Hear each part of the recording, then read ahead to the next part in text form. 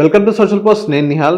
So మన next year 2026లో మన mutual funds portfolio అనేది మనం ఎలా బిల్డ్ చేసుకోవాలి, దీని గురించి మాట్లాడడానికి వెళ్తే చక్రధర్ గారు ఉన్నారు. సార్తో మనం మాట్లాడదాం.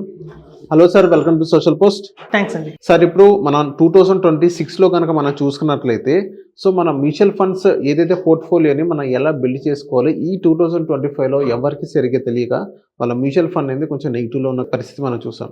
అండ్ నెక్స్ట్ 2026లో ఎలా ప్లాన్ చేసుకోవాలి? ఇది చాలామంది చేసే పెద్ద పొరపాటు ఏంటంటేనండి, ఒక ఎస్ఐపి తీసుకున్నప్పుడు వెంటనే దాన్ని 20 years పెట్టేసుకుంటారు, లేదా 15 years ఎస్ఐపి పెట్టేసుకుంటారు. అది చాలా రాంగ్ యాక్చువల్గా. ఎందుకంటే మనం తెలియకుండానే కమిట్ అయిపోయాం, ఒక 15 years ఈ ఫండ్ తీయకూడదు అని చెప్పి. కానీ ఎప్పుడైతే కనుక మనం ఎస్ఐపి చేసేటప్పుడే ప్రతి ఒక్క ఇన్స్టాల్మెంట్ అంటే మన టెన్యూర్ వచ్చేసి 3 yearsకి 5 yearsకి పెట్టుకుంటే ఏమవుతుందంటే, ఒకసారి అయిపోతున్న తర్వాత ఎస్ఐపి మనం అందులో కంటిన్యూ చేయాలా అంటే ఆ ఫండ్ పర్ఫార్మెన్స్ బాగానే ఉందా, లేదా మార్కెట్లోకి అంతకన్నా వేరే ఫండ్ ఏదైనా బాగొచ్చిందా, మంచి ఫండ్ వచ్చిందా, చర్నింగ్ చేయాలండి. ఎప్పుడైనా సరే ఎప్పుడు కూడా ఒకటే ఫండ్లో పెట్టుకొని నేను లైఫ్ లాంగ్ ఉంటానంటే రిటర్న్ రాదు. ఎందుకంటే మేము సుదీర్ఘంగా మనకు 20 years ఆఫ్ ఎక్స్పీరియన్స్ ఉంది. గతంలో 2005లో ఏవైతే ఫండ్స్ లాంచ్ అయ్యాయో, 2005, 2010 ఆ టైంలో వాటి చూస్తే ఆ రోజులు చాలా బ్రహ్మాండమైన ఫండ్స్. మీరు కొన్ని ఫండ్స్ చూస్తే అక్రాస్ ఇండియాలో అందరూ దాని వెనకాల పడేవాళ్ళు, ఆ ఫండ్ కావాలి ఆ ఫండ్ కావాలి అని చెప్పి. కానీ ఆ పర్ఫార్మెన్స్ కేవలం 7 years ఉంది. ఆ 7 years తర్వాత ఆ ఫండ్ పర్ఫార్మెన్స్ దారుణంగా పడిపోయి ఇప్పుడు ఆ ఫండ్స్ గురించి ఎవరు డిస్కస్ కూడా చేసుకోవట్లేదు. సో అట్లాంటి పరిస్థితి వచ్చింది. సో కాబట్టి ఎప్పుడైనా చూడండి, ఒక ఫండ్స్ అనేవి మనం చర్నింగ్ చేయాలి. మనకి మెయిన్గా ఫండ్ మేనేజర్ ఏం చేస్తారు మ్యూచువల్ ఫండ్స్లో అంటే, షేర్స్ని ఆయన చేంజ్ చేస్తూ ఉంటారు. ఒక షేర్ తీసుకున్న తర్వాత ఆ షేర్ పర్ఫార్మెన్స్ బాగాలేదు అంటే వేరే షేర్తో రీప్లేస్ చేస్తారు. ఎట్లయితే ఒక ఫండ్ మేనేజర్ షేర్స్ని చర్నింగ్ చేస్తారో అట్లాగే మనం మ్యూచువల్ ఫండ్స్ కూడా చర్నింగ్ చేసుకోవాలి. ఇంకోటి ఏంటంటే పిఎంఎస్ మనకు చాలా మంచి రిటర్న్స్ ఇస్తుంది. ప్రతి ఒక్కరు అనేది తెలుసు, పిఎంఎస్లో షేర్స్ కొని పెడతారు మన పనులు, ఒక మంచి ఎక్స్పర్ట్ కొంటారు. ఆ కొని అలాగే ఉంచుతారంటే కాదు, ఎవ్రీ 6 monthsకో 3 monthsకో ఇయర్లీయో ఒకసారి చర్న్ చేస్తారు. సో రిటర్న్స్ అందుకే వస్తాయి. ఎప్పుడైతే ఎక్కడైతే చర్నింగ్ అనేది జరుగుతుందో అప్పుడు రిటర్న్స్ బాగా వస్తాయి. సో కాబట్టి మనం చెప్పేది ఏంటంటే 2026 వస్తుంది కాబట్టి జనవరి, అందరూ కొత్తగా స్టార్ట్ చేస్తారు కాబట్టి మన ఎగ్జిస్టింగ్ పోర్ట్ఫోలియోలో అంటే ఇప్పటిదాకా మనం చేసిన పోర్ట్ఫోలియోలో ఏమైనా నాన్ పర్ఫార్మింగ్ ఫండ్స్ ఉన్నాయా, బై మిస్టేక్గా మనం ఏమైనా కన్సంప్షన్ ఫండ్ కొన్నామా, బిజినెస్ సైకిల్ ఫండ్ కొన్నాము, వాటి పర్ఫార్మెన్స్ లేదు, ఏదన్నా తెలియక ఫార్మా కొన్నాం కోవిడ్ టైంలో, ఇప్పుడు పర్ఫార్మెన్స్ రిటర్న్స్ రావట్లేదు. సో అట్లాంటివన్నీ కూడా మనం ఇప్పుడు ఒక రివ్యూ చేసుకోవడానికి ఒక మంచి అవకాశం అయితే ఉంది. ఇప్పుడు క్రిస్మస్ హాలిడేస్ వస్తాయి, అక్రాస్ అందరికీ కూడా హాలిడేస్ ఈవీలో ఉంటారు. సో ఒక టైం తీసుకొని మనం కనుక ఉన్న పోర్ట్ఫోలియో మొత్తం కనుక రివ్యూ చేసుకుంటే అసలు మనం కరెక్ట్గా వెళ్తున్నామా లేదా, మన గోల్ రీచ్ అవుతున్నాయా లేవా, అట్లీస్ట్ మొత్తం ఓవరాల్ పోర్ట్ఫోలియో 18% ఉందా లేదా అనేది మోస్ట్ ఇంపార్టెంట్. సో ఫండ్స్ అందులో ఎన్నైనా ఉండనియండి, చాలా మంది చేసేది ఇంకో పెద్ద పొరపాటు ఏంటంటే ఫండ్కి కంపేర్ చేస్తారు. ఒక లార్జ్ క్యాప్ ఉండొచ్చు, ఆయన దగ్గర ఒక మిడ్ క్యాప్ ఉండొచ్చు, అన్నింటి కంపేర్ చేయకూడదు యాక్చువల్గా. సో మన పోర్ట్ఫోలియోలో అన్ని రకాల ఫండ్స్ ఉంటాయి. సో ఎప్పుడైనా కొన్ని ఫండ్స్ ఒక్కొక్క మార్కెట్ సైకిల్లో ఒక్కొక్కటి పర్ఫార్మ్ చేస్తుంది. మీరు చూస్తే last 3 years mid cap small cap burst performance చేశాయి, అన్ని నెగిటివ్లో ఉన్నాయి. వేరే లార్జ్ క్యాప్ కొంచెం ఆదుకుంది పోర్ట్ఫోలియోని. సో కాబట్టి large cap, mid cap, small cap, flexi cap, multi cap మన పోర్ట్ఫోలియో అన్నీ ఉంటాయి కాబట్టి ఎప్పుడు ఇండివిజువల్గా రిటర్న్స్ చూడకండి. రేపు పొద్దున బుల్ మార్కెట్ వచ్చినప్పుడు మళ్ళీ మిడ్ క్యాప్ స్మాల్ క్యాప్ మంచి పర్ఫార్మ్ చేయొచ్చు. సో కాబట్టి మొత్తం ఓవరాల్ పోర్ట్ఫోలియో ఎంత రిటర్న్ ఉంది అని చూసుకోవాలి. అది కనుక 15% కంటే తక్కువ ఉంది అంటే వీఆర్ మిస్టేక్, మనం ఎక్కడ మిస్టేక్ చేసినట్టు అర్థం. 50% అబోవ్ ఉంది అంటే దాన్ని కలిసికుండా ఉంటే బెటర్. సో మనం చర్నింగ్ చేయాలని చెప్పి కావాలని చర్నింగ్ చేయకూడదు, అవసరం ఉంటేనే. దాన్ని ఏమంటారంటే నీడ్ బేస్డ్ అంటారు. నీడ్ ఉంది అంటేనే మనం చర్నింగ్ చేయాలి. సో కంపల్సరీ చర్నింగ్ చేయాలి, కానీ అవసరం ఉంది అంటేనే. సో ఓవరాల్ పోర్ట్ఫోలియో కనుక మనకి అబోవ్ 16% ఉంది అంటే సిఏజీఆర్, మనం దాన్ని డిస్ట్రిబ్యూట్ చేయకుండా ఉంటేనే బెటర్.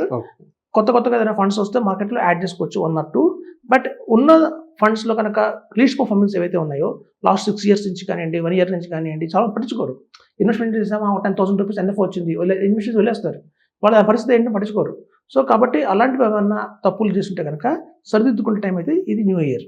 సో న్యూ ఇయర్కి మనం కన్సల్టేషన్ చేసుకోవచ్చు. అసలు ముందు మన పోర్ట్ఫోలియో ఏదైనా బాగా ఒక రిటర్న్స్ ఇచ్చాయనుకోండి హైగా, మనం కావాలంటే అందులోంచి కొంచెం అమౌంట్ తీసి వేరేగా మనం ఏదైనా గోల్డ్లో కానీ సిల్వర్లో కానీ పెట్టుకోవడానికి అవకాశం అయితే ఉంది. సో కాబట్టి ఏంటంటే ఏదైనా మంచి పర్ఫార్మెన్స్ ఉన్న ఫండ్లోంచి కావాలంటే రిటర్న్స్ కూడా బుక్ చేసుకోవచ్చు, ప్రాఫిట్ బుక్ చేసుకోవచ్చు. లేదు అంటే కనుక ఉన్న ఎగ్జిస్టింగ్ ఫండ్స్లోనే మనం స్విచ్ కూడా చేసుకోవచ్చు. సపోజ్ ఒక ఫండ్ మీకు వచ్చింది, చాలా మంది ఏంటంటే 3 small caps, 4 small caps, అలాగే మిడ్ క్యాప్స్ కూడా 3-4 పెట్టుకున్నారు. వాళ్ళకి తెలియక అన్ని కంపెనీ మిడ్ క్యాప్లు కొనేశారు. అదే ఒక క్లయింట్ వచ్చారు, అందుకే ఆల్మోస్ట్ 12 కంపెనీ స్మాల్ క్యాప్స్ ఉన్నాయి, మొత్తం స్మాల్ క్యాపే కాకపోతే అన్ని డిఫరెంట్ కంపెనీస్. అలా కంపెనీలో కొంటే మాత్రం ఓవర్ యాప్ అవుతుంది. అన్ని కంపెనీలు సేమ్ అవే స్టాక్స్ ఉంటాయి, కాబట్టి ఎప్పుడైనా ఓవర్లాపింగ్ ఉందా లేదా అంటే మన పోర్ట్ఫోలియోలో ఒకటే ఫ్లెక్సీ క్యాప్ కానివ్వండి, మిడ్ క్యాప్ కానివ్వండి రిపీట్ చేస్తే ఓవర్లాప్ అయ్యే అవకాశం చాలా ఉంది. ఓకే. సో అలా ఇక్కడ మనం ఇప్పుడు ఎవరైతే ఇప్పుడు 26లో కొత్తగా ఇన్వెస్ట్ చేయబోతున్నారు ఇప్పుడు ప్రెజెంట్ ఎవరైతే ఉన్నారో, సో వాళ్ళు కమోడిటీస్ ఎంత పెట్టుకోవాలి? స్మాల్ అండ్ మిడ్ క్యాప్స్ ఎంత పెట్టుకోవాలి? లార్జ్ ఎంత పెట్టుకోవాలి? సో ఎంత పర్సెంట్ వరకు పెట్టుకోవచ్చు అని అంటారు? ఇది ఈక్వల్గా డిస్ట్రిబ్యూటేషన్ అయితే చేయాలండి. 20% కింద డిస్ట్రిబ్యూట్ చేసుకోవచ్చు. అసలు నన్ను అడిగితే లార్జ్ క్యాప్ వెళ్ళకపోవడమే బెటర్. ఎందుకంటే లార్జ్ క్యాప్స్కి అంత సాచురేషన్ అయిపోయి ఉంటుంది, రిటర్న్ ఎక్కువ రాదు. దానికంటే large and mid cap category ఒకటి ఉంది. So large and mid cap కేటగిరీలో మీకు కొంత మాత్రమే లార్జ్ క్యాప్ ఉంటుంది, కొంత మిడ్ క్యాప్ కూడా ఉంటుంది. సో మనం ఎప్పుడైనా మన టైం హారిజన్ కనుక 5 years అండ్ అబోవ్ ఉంది అంటే మాత్రం బెటర్ మనం అవాయిడ్ చేయడమే లార్జ్ క్యాప్ని. తర్వాత వచ్చి మీకు ఇండెక్స్ ఫండ్స్ కానివ్వండి ఇట్లాంటివన్నీ కూడా అవాయిడ్ చేయడం బెటర్. మనం మేజర్గా తీసుకోవాల్సింది ఏంటంటే లార్జ్ అండ్ మిడ్ క్యాప్ ఒకటి, మంచి మిడ్ క్యాప్, స్మాల్ క్యాప్, ఈ మూడుతో పాటు ఏదైనా మీరు అన్నట్టు కమోడిటీ ఒక గోల్డ్ అండ్ సిల్వర్ ఫండ్ పెట్టుకుంటే సపోర్టివ్గా ఉంటుంది, హెడ్జింగ్ లాగా ఉంటుంది. అలాగే ఒక్క ఫారెన్ ఫండ్ పెట్టుకోవాలి కంపల్సరీ. FOF అనేది ఒకటి ఉండాలి. ఎందుకంటే అదైతే చైనాది కావచ్చు, జపాన్ది కావచ్చు, USD కావచ్చు, ఏదో ఒక ఫారెన్ ఫండ్ పెట్టుకోవాలి. ఎందుకంటే సమ్టైమ్స్ మన ఇండియన్ ఎకానమీ ఏమన్నా స్ట్రగుల్ అవుతున్నా కూడా ఫారెన్ కంపెనీలో కూడా కొంచెం మన అమౌంట్ ఉంది కాబట్టి కొంచెం సేఫ్ గార్డ్గా ఉంటుంది. అండ్ చాలండి 5 ఫండ్స్.